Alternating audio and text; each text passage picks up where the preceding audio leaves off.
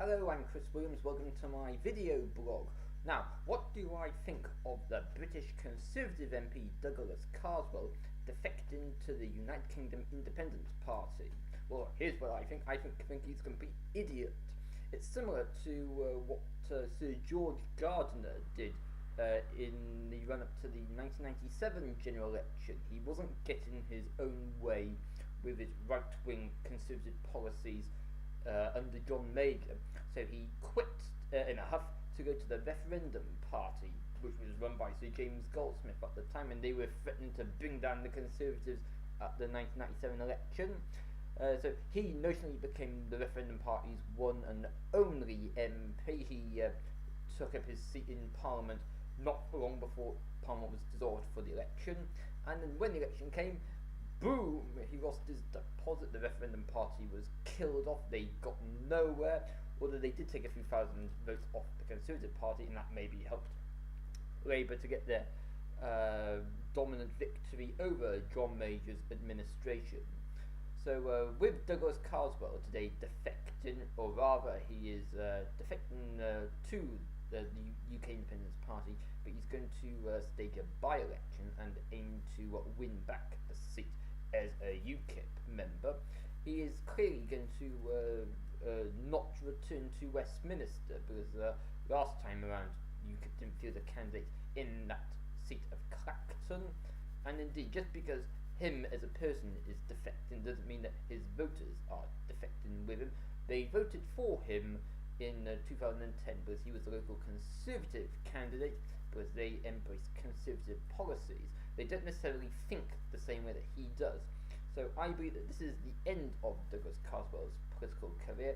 Clearly he's got some kind of grandiose traits where he thinks that he can cause disruption in the Conservative Party and bring attention onto himself, and perhaps try to boost the fortunes of the UK Independence Party. But he needs to get in the real world. UKIP are not going to win seats at the 2015 general election. Yes, they are ahead of the Liberal Democrats in the opinion polls, but that is only opinion polls.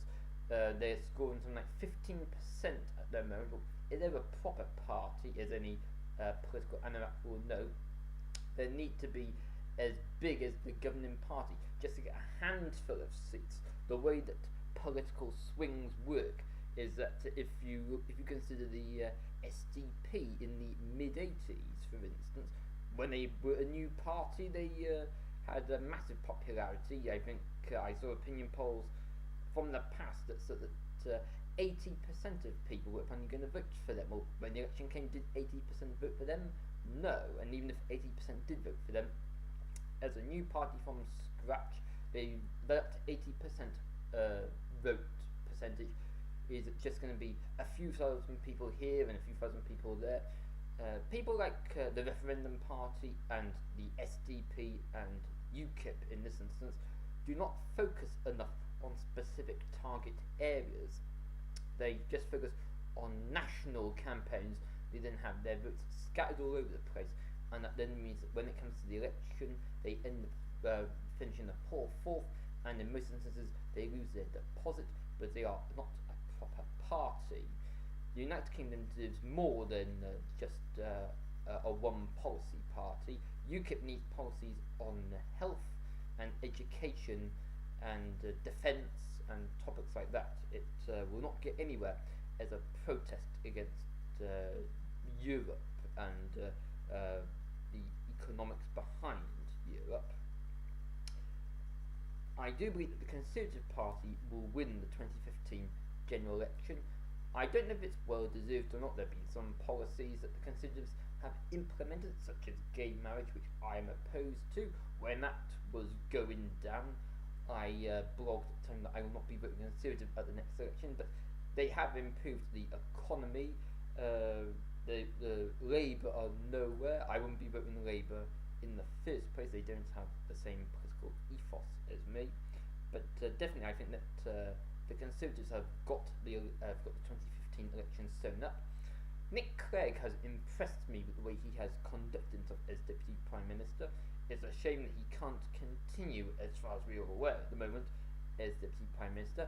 If we have another hung Parliament, I'd be quite happy for him to continue as Deputy Prime Minister, supporting a Conservative dominant administration.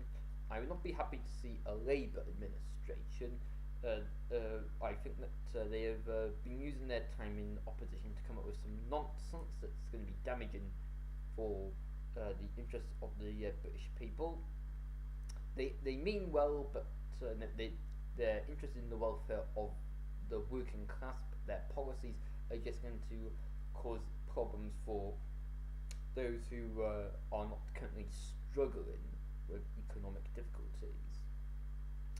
So yes, in summary, I think today's big announcement about this notional first UKIP MP is just a load of hogwash.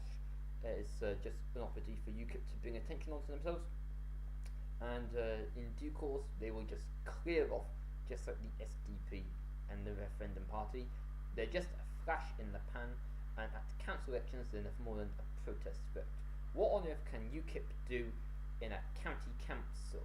No, county councils do local issues like schools and roads. Well, UKIP are just interested in what's going on in Strasbourg and Brussels. They are not interested in what is going on in your community, so therefore there is no point in voting for them in the local elections.